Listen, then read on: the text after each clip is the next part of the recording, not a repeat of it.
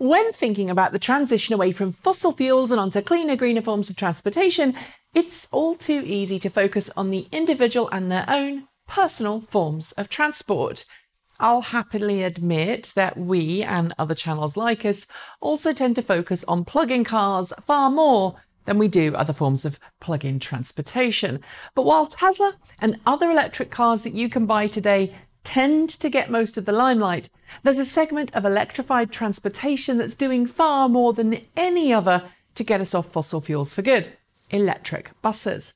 And according to a recent report by Bloomberg NEF, electric buses are displacing 3 times the amount of oil today than all of the other passenger electric cars in the world combined. By the end of this year, a cumulative 270,000 barrels of oil a day will have been completely eradicated by the adoption of electric buses, with the majority of those buses being on the roads of China. What's more, for every 1,000 electric buses on the road, 500 barrels a day less oil is burnt. For every 1,000 privately owned electric vehicles, oil demand just drops by 15 barrels of oil per day. This is fantastic news for anyone who wants to see the world weaned off fossil fuels, and even though global oil demand is on the rise, an estimated 12 million barrels of oil a day since 2011, it shows that there's a great potential for fantastic growth. By 2040, the analysts at Bloomberg NEF says we'll see 6.4 million barrels of oil displaced on average each day by plug-in vehicles. So why are electric buses doing so much more at removing oil demand? It's basic maths. At average passenger loads, buses can achieve somewhere around 6 miles per gallon if operated on diesel, or 5.5 miles per gallon on gasoline. If we consider that the average number of people on a bus in normal service, that works out to around 38 or so person miles per gallon, which is essentially how many miles per gallon per person the vehicle manages. When the bus is full, even then it's heavier, the bus does get more efficient, managing as much as 330 person miles per gallon. But because buses are rarely full, then, well, we don't usually get that kind of efficiency. In the course of a day, that's a lot of oil and a lot of emissions. If we assume most buses operate in urban areas, and there's also the effects on the local population of all those particulates from diesel engines, or indeed from petrol ones, entering the air as the bus trundles along its route. Of course, emissions do remain a little problem. While electric buses do displace oil, there's still the problem of grid cleanness in China, when most of these electric buses are doing the oil displacement. China does burn more coal than any other nation for its electricity grid, but it's also heavily investing in renewable electricity and, along with India, is currently leading the shift to renewable electricity.